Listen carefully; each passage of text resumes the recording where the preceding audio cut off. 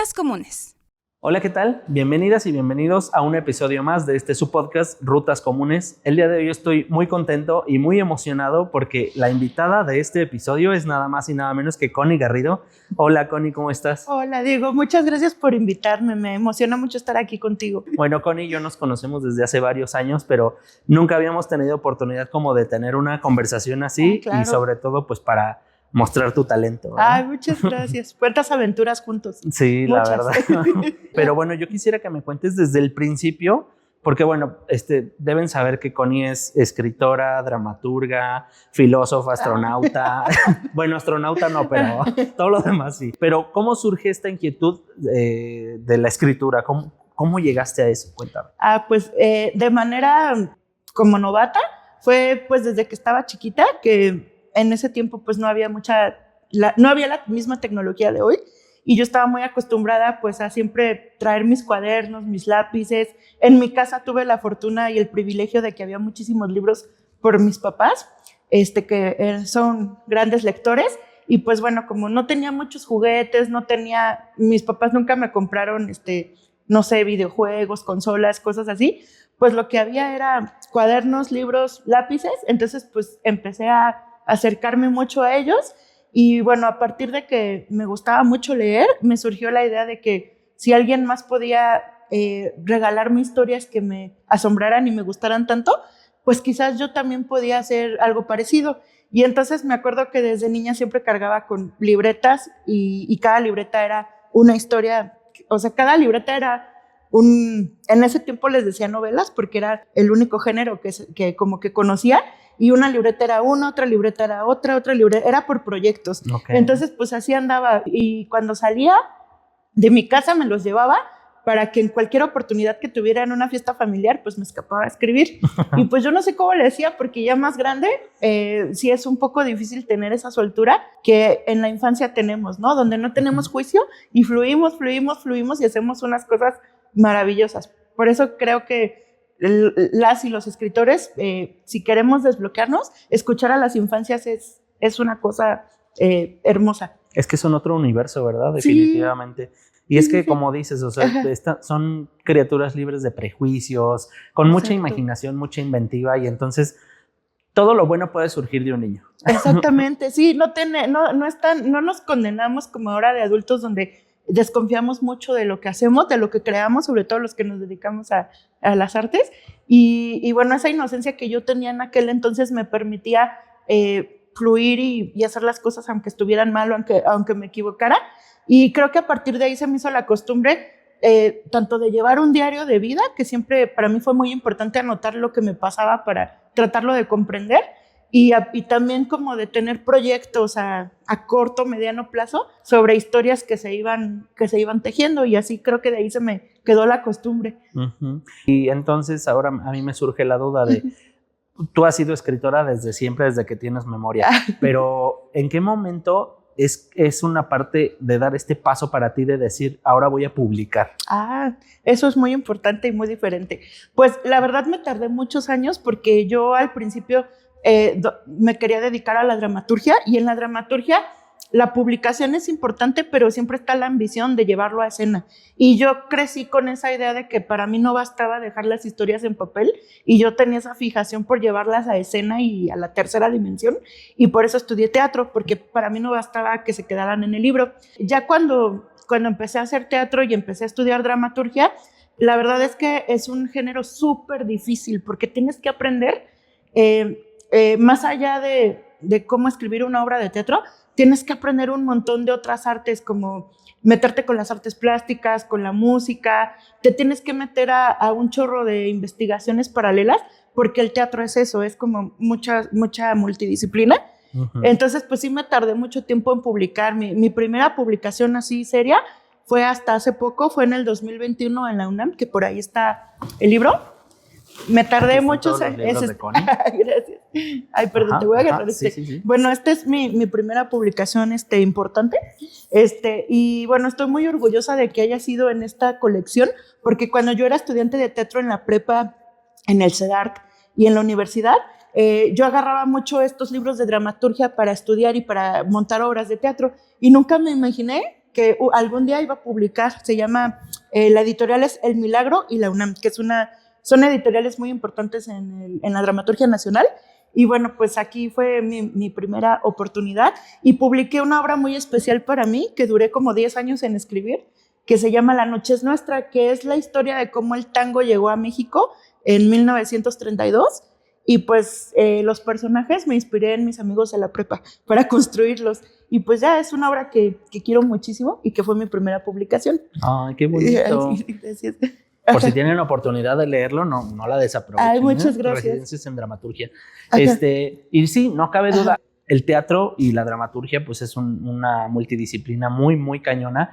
Y sobre todo, pues tienes que empaparte no solo del arte, sino también de la historia, ¿no? Claro. Porque de cualquier cosa que tú vayas a hablar tienes que tener un mínimo contexto, porque si no, pues está uno por ahí soltando barbaridades, a menos que hicieras una comedia intencional, pero aún así siendo intencional, tendrías que saber de lo que te vas a burlar, ¿no? Exacto, sí, totalmente.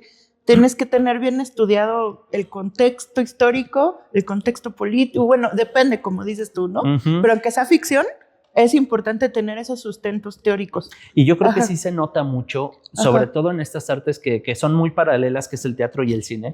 Claro.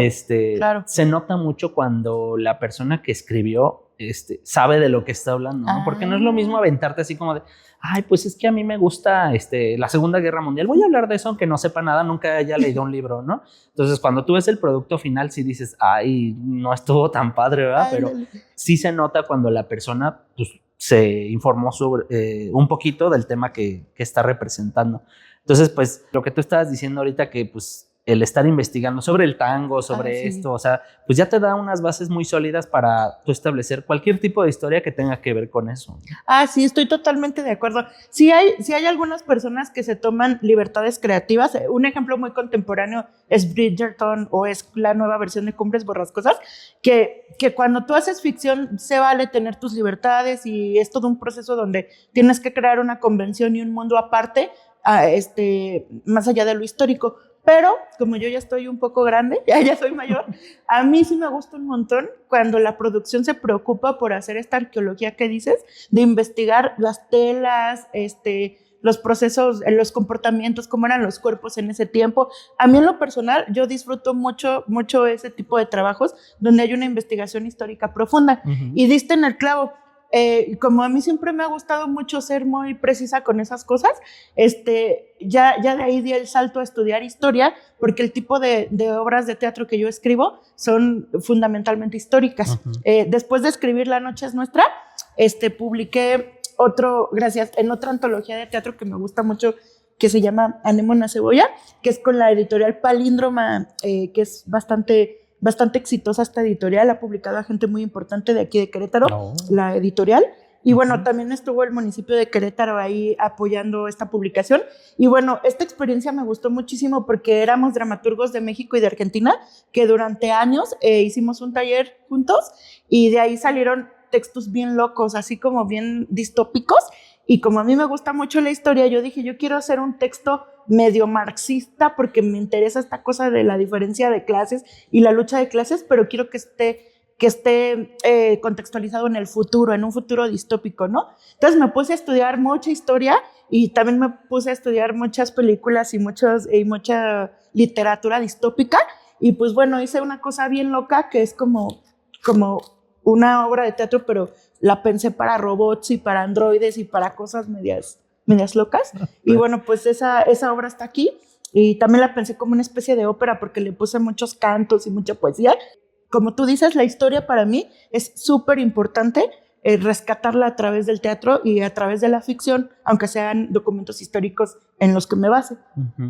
Órale, marxismo futurista. Se oye muy, muy loco y muy interesante, ¿eh?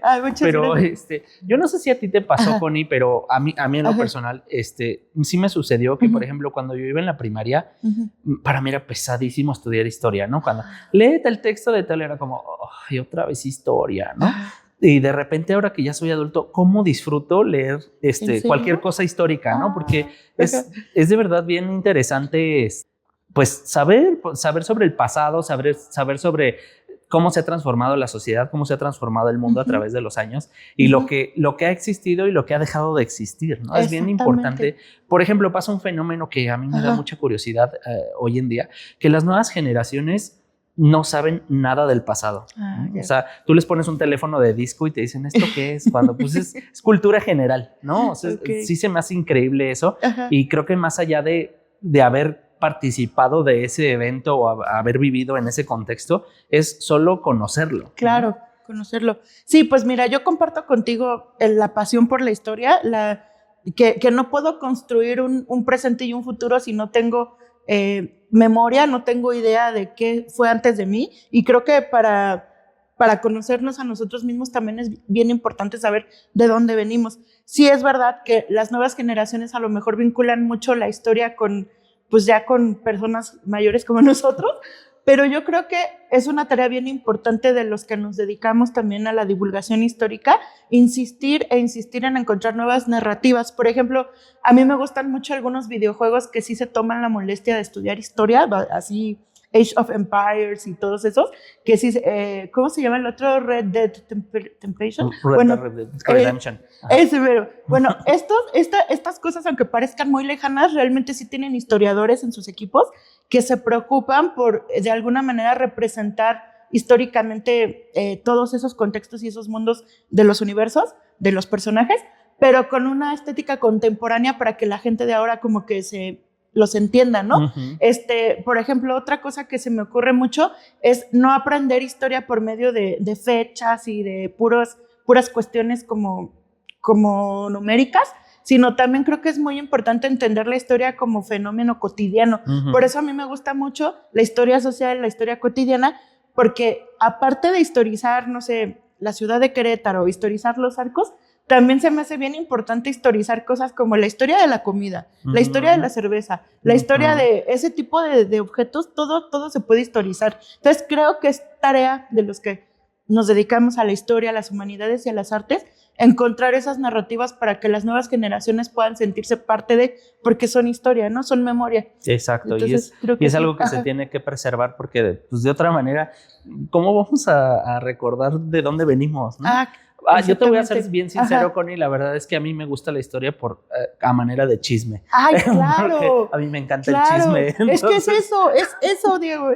O sea, como enterarte de que, fulanito mandó construir tal porque quería con fulanita y entonces, así, o sea, ese tipo de cosas que digo, ¿de dónde viene tanta cosa de repente? Es que eso que dices, los afectos atravesados en estos personajes históricos son lo que nos hace ser humanos e identificarnos con ellos. Estoy totalmente de acuerdo contigo. ¿Cuántas cosas así universalmente importantes no han sucedido por estas cuestiones, no sé, pasionales o de envidias, que parecen de novela, ¿no? Sí, las mejores historias están, narrativas, están en los personajes históricos. Y tienes toda la razón, porque aunque la historia sea una disciplina, sus actores son humanos y los humanos no actúan nada más desde el deber ser. La historia está llena de contradicciones. Entonces eso es lo que le da el saborcito. Y el chisme, o sea, para ser un buen historiador tienes que ser un chismoso apasionado. Estoy completamente de acuerdo. Y eso me lo enseñó mi papá, que también era historiador y cronista, que el chisme es el juguito, es la memoria, Sí, eso, estoy de acuerdo contigo. Y es la mejor manera de recordar los episodios históricos.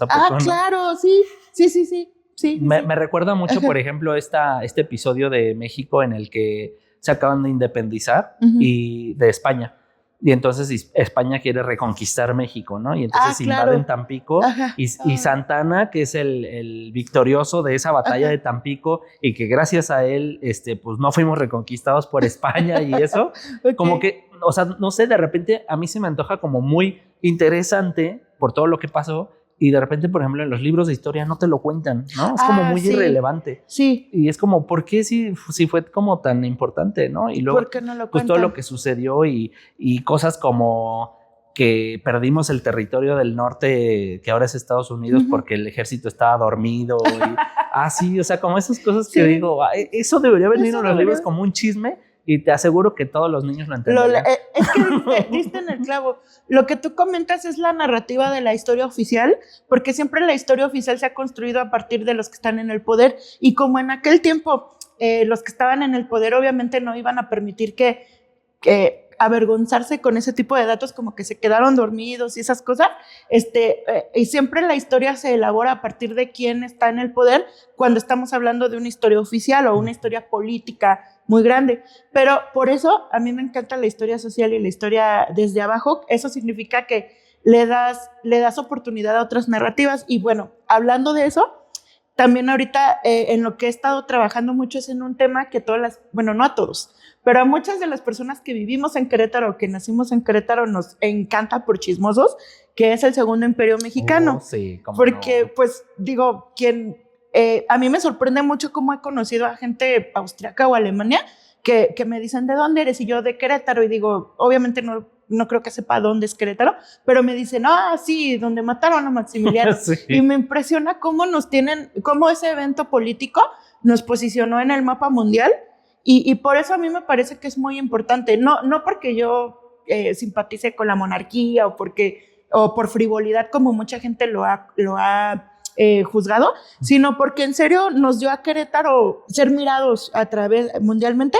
Y aparte, esas narrativas que hablabas tú, yo me impresioné mucho cuando estudié ese periodo y vi cuántas mujeres participaron en él. Fueron muchísimas. Sin las mujeres no hubiera funcionado nada de eso. Entonces, cuando descubrí cuántas mujeres tan valientes, tan brillantes estuvieron aquí en Querétaro haciendo cosas como disfrazarse de hombre, saltarse a escondidas las azoteas del Museo de la Ciudad, hacer cosas así que en ese tiempo era un escándalo, fue que se me ocurrió elaborar este libro que se llama Jacarandas en el Segundo Imperio Mexicano, para abordar a estas mujeres que muy pocas veces han sido socializadas. A lo mejor Carlota sí, a lo mejor sí, de Austria sí, pero hay muchas otras que tuvieron participaciones súper importantes de las que no se habla mucho, por esto que tú acabas de decir, que la historia oficial no las toma en cuenta.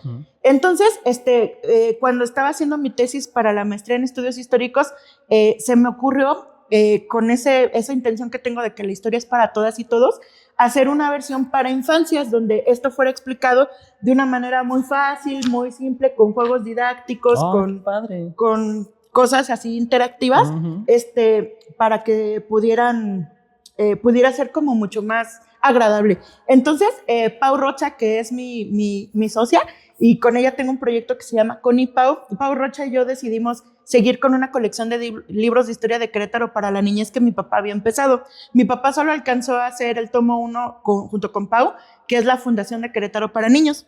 Y cuando Pau me propuso que continuáramos con la colección y que qué tema seguía, lo natural hubiera sido seguir con el virreinato para niños, ¿no? Pero yo le dije, no, yo ya tengo muchos estudios del Segundo Imperio Mexicano y no importa que nuestra colección no sea lineal, puede ser divertida, puede ser así, ¿no? Y Pau se puso a investigar toda la cuestión estética, fotografías de la época, todo eso, y ya yo me puse a hacer la investigación histórica y juntas hicimos este libro del cual estoy muy orgullosa y muy contenta, porque pues ha sido muy bien recibido. A las infancias les ha gustado. De repente escucho niñeces de 8 años decirme, oye, cuéntame sobre Concepción Lombardo y Paula Kolonitz, ¿cómo eran? Y también a personas que a lo mejor no están tan familiarizadas con la historia también les ha gustado porque es un lenguaje muy sencillo y con glosario. Entonces, bueno, a partir de ahí dije, la historia creo que es una de las cosas más importantes que junto con la literatura pueden hacer grandes proyectos juntas. Y entonces, pues creo que encontramos aquí dos áreas de mejora muy grandes en la educación histórica, ¿no? Que es, exacto. Número 1, ¿qué contamos? ¿Qué partes contamos? Y cómo las estamos contando, ¿no? Exacto, eso, ¿qué contamos y cómo? Sí, y también tiene mucho que ver con por qué es importante el feminismo, ¿no? Porque gracias al feminismo ahora podemos reconocer a estas mujeres que en su momento, pues por el contexto sociohistórico que se vivía, pues hayan hecho lo que hayan hecho, fuera importante o no importante, dijeron, no pasa nada si no les escribimos, ¿no? Exactamente. Entonces, ahora están aquí impresas en un libro y eso es importante. Y si quieren conocer otro lado que no viene en los libros de historia convencionales, pues ya tienen aquí Jacarandas en el Segundo Imperio Mexicano. Sí, vamos a estar teniendo muchas presentaciones para que ojalá nos puedan acompañar. Y lo que dijiste es bien cierto, en historia existe una disciplina que se llama Historia de las Mujeres, en la que es bien importante rescatar a todas las mujeres olvidadas por la historia oficial. Uh-huh. Sí, sí, qué bueno que te dediques a eso, Connie. Ay, muchas gracias.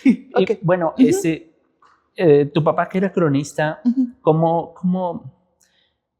te llegó eso a ti o cómo lo asimilaste dentro de tu carrera literaria? Pues fue bien importante en principio porque gracias a él tuve la oportunidad de conocer libros, autores, estudiar literatura. Su apoyo económico siempre fue muy importante porque gracias a eso pude estudiar este tipo de carreras que a lo mejor no remuneran mucho, pero más allá de eso, lo que le agradezco mucho a mi papá es que me dio mucha herencia simbólica porque tuve la oportunidad de platicar con él pues sobre las cosas que hacía, veíamos juntos muchas películas, él era como una enciclopedia con pies y siempre que yo tenía una duda lo molestaba hasta que me las dijera, ¿no? Y me las contestara. Y bueno, una vez que falleció, yo sí me quedé como con esa responsabilidad de que no podía dejar que su obra se fuera con él, porque dejó mucha obra pendiente. Y bueno, aparte me heredó su biblioteca, es una biblioteca muy especializada y muy numerosa, con obras muy difíciles de conseguir, sobre todo de historia regional. Entonces dije, yo no puedo quedarme con esto y ya, tengo que seguir divulgando el trabajo que él hizo durante tantos años como cronista estatal, cronista municipal y bueno, los demás puestos que tuvo que se relacionan con la historia de Querétaro. Y bueno, pues ahí fue cuando ya también, gracias a él, aprendí un poco la escritura de la crónica. Fue cuando me empecé a separar como un poco de la literatura, así como de ficción, y ya me di cuenta que esos otros géneros, como la crónica y el ensayo, que no son ficción, son también súper relevantes y súper importantes porque dialogan con la realidad. Uh-huh. ¿Cómo? O sea, es que tengo como tantas dudas y me surge todo al mismo tiempo que mi cabeza explota. Okay. O sea, es que ¿en qué momento decides tú parar en un género e iniciar en otro o los compaginas? Ay, qué buena pregunta. Fíjate que yo dejo que la idea me diga qué género quiere ser. Primero tengo la idea de quiero escribir sobre esto. Y ya cuando empiezo yo siempre traigo una libreta en mi bolsa, entonces empiezo a anotar y anotar y anotar. Y ya cuando veo mis esquemas y mis post-its, ya me empieza a decir qué género quiere ser. O sea, ya empieza como a parirse. Entonces, por ejemplo, ese otro libro que traes del Fonca, aquí viene, yo siempre quise escribir sobre la gordura porque es un tema que me atraviesa mucho. Y dije, pero la gordura, ¿cómo la hago? Obra de teatro no me funciona. Dije, un ensayo, porque tengo que reflexionar cuánto me ha lastimado la gordura, qué me ha dado, qué me ha regalado. Entonces, bueno, ahí sí ya solito fluyó el ensayo. Uh-huh. Y bueno, por ejemplo, la crónica, esta sí, a diferencia del ensayo, no es una reflexión tan profunda y tan elaborada y tan académica. La crónica es más bien una contemplación, una cosa más poética, más contemplativa, más como de memoria, no sé. Algo así te podría contestar, ¿cómo decido qué género es? Es como, la crónica es como, ¿cómo tú recuerdas que sucedió algo? Sí, la crónica es como, la crónica podría ser como una línea horizontal donde vas narrando, pasó esto y luego esto y luego esto y esto y esto. Así como más anecdótico y te posicionas como narrador, como testigo.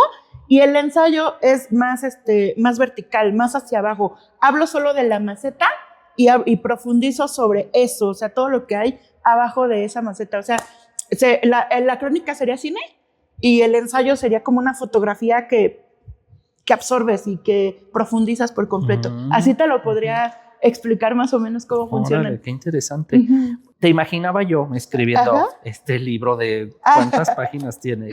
Yo solo participé con un texto, es que somos varios. Es una compilación. Somos los becarios del Fonca de esa generación. Pero bueno, dentro de esto, o de lo que sea que escribas, por ejemplo, ¿te pasa que tú estás escribiendo, lo dejas? Porque obviamente pues es muy difícil como que en una sentada tú te avientes una obra completa, sí, ¿no? Claro. Entonces lo vas avanzando, descansas, pasa tiempo, lo vuelves a revisar. Uh-huh. ¿Y te ha pasado que dices, ay, ¿qué acabo de escribir? Y lo borres y pongas algo diferente? Claro que sí. Bueno, más bien no borro porque siento que a lo mejor en ese momento no lo vi, pero en el futuro puede ser, como tú con las ediciones cinematográficas. Yo lo guardo, versión 1, versión 2, versión 3, versión 4, y ya luego se hace una combinación de todas. Pero creo que no debemos de borrar nada porque en algún momento todo va a servir. Ok. Uh-huh. ¿En qué momento tú sientes que ya está terminado, que dices, independientemente de la corrección editorial se dice, ¿verdad? Sí, corrección de estilo Ajá, editorial. Independientemente de eso, o sea, ¿en qué momento tú dices, punto final, ya acabé? Te voy a decir la verdad, para mí nunca está acabado. Si yo tuviera el dinero que tenía Carlos Fuentes, que cada edición nueva lo rehacía o lo corregía, seguramente lo haría. Yo tengo que despedirme de los textos, como las tesis académicas también. Tengo que decir hasta aquí. Creo que nunca se agota. Si yo tuviera la oportunidad de rehacerlo años después, lo mejoraría, pero también debemos de aprender a soltar una obra y que la obra viva sola. Entonces, casi siempre cuando la suelto es cuando hay presiones editoriales o presiones de entrega o presiones de que ya tenemos que ir a imprenta. Más bien son presiones como administrativas las que me obligan a ya soltar. Porque si yo me quedo la obra, va a pasar lo de mi primera obra. Estuve 10 años escribiéndola, ¿no? Entonces creo que los tiempos editoriales o de convocatorias que ya van a cerrar ayudan mucho a que la escritura tenga fecha de cierre. ¿Cómo lidias con autojuicio de artista de volver a visitar tu obra y decir, híjole, ahora lo hubiera escrito mejor? Sí. No, pues todo el tiempo me pasa eso, pero también comprendo a la Connie de ese entonces qué le interesaba, qué herramientas tenía, por qué lo hizo, por qué tomó las decisiones que tomó y empatizo con ella y digo, esta es también mi historia de ese momento y la respeto, aunque yo adulta, 37 años, lo hubiera hecho diferente, respeto a esa memoria que hay ahí guardada. Y entonces nos remitimos a este pensamiento de que esta obra, cualquiera de estos libros que tú escribiste, es como un retrato tuyo, ¿no? Ah, sí, claro, sí, totalmente. Y es como cuando vemos las fotos de, ay, mira, estaba bien chiquita, ay, mira, qué inocente era, o lo que sea, ¿no? Y ya eres una persona diferente, pasa justo con los libros, ¿no? Ay, sí. ¿Cómo pensaba en aquel entonces? Sí. Digo, las personas que hacen crítica o teoría literaria hacen eso, como que empiezan a rescatar qué procesos, qué etapas cada autor tenía en su momento. O en el cine pasa eso, ¿no? La etapa de Buñuel de México, la etapa de Francia, la etapa de España, o sea, se ven los ciclos, ¿no? De los autores en sus obras. Ay, qué bonito. Y qué padre que ya puedas tener una compilación de tantas obras. Ay, muchas gracias. Y me encantaría saber qué sigue para Connie. Ay, gracias. Pues ahorita estoy muy emocionada porque me van a publicar un ensayo poético en Colombia que se llama Poética de mi gordura, que es el que te platicaba, que para mí es muy especial. Y voy a estar por allá presentándolo, pero también va a estar aquí en México.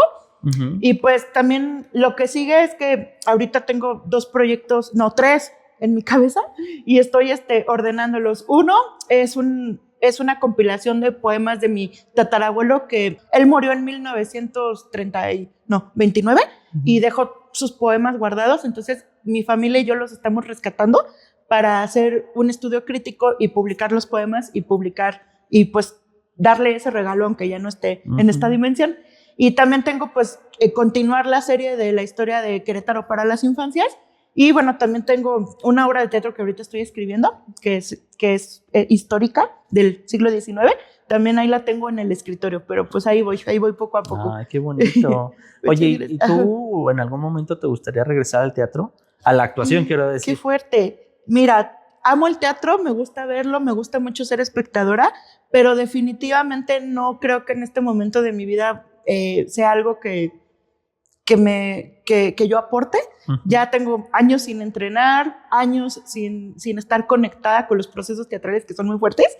Y bueno, pues la verdad es que en este momento estoy tan enamorada de la literatura y de la historia que no me veo en otro lugar. Yo creo que ahí, por lo menos ahorita, es mi lugar. Ay, sí. Qué bonito. Pues sí, pues a seguir nosotros como lectores tuyos esperando tu siguiente obra y así. Muchas gracias. Si quieren seguir a Connie, ¿en dónde te podemos encontrar en redes sociales? Pues en Instagram estoy como connie.garrido.sicilia y mi Instagram de trabajo es con Pau Rocha y se llama Connie y Pau. Ahí subimos nuestros trabajos, sobre todo los históricos literarios. Y bueno, también continuamente estoy dando charlas, conversatorios. También tengo pensado abrir algunos talleres. Entonces, bueno, ahí en las redes sociales pueden encontrar todo eso. Ah, muy bien. Pues sí, para que ahí se enteren de todo lo que viene con Connie y Pau, para que pues podemos seguirte la pista y no perdernos de todas tus maravillosas obras. Ay, muchas gracias. pues nuestro momento ha llegado. Okay, Ha llegado el momento de finalizar, pero muchísimas gracias por esta conversación. De verdad es bien bonito saber que cómo vamos creciendo en esta vida y vamos dejando estos pedacitos de nosotros. De ¿verdad? nosotros, sí. Qué bonito. Pues muchas gracias. Espero a ti. que la gente pueda conocerte un poco más y que en algún momento volvamos a tener otra conversación y haya más de qué hablar sobre tu obra. Gracias por la invitación, me encanta hablar contigo y gracias por esas preguntas tan potentes. Fue un placer estar aquí. Gracias, chicos, también. Gracias. Y pues eso fue todo en este episodio y por favor quédense en sintonía y no se pierdan el siguiente episodio de Rutas Comunes.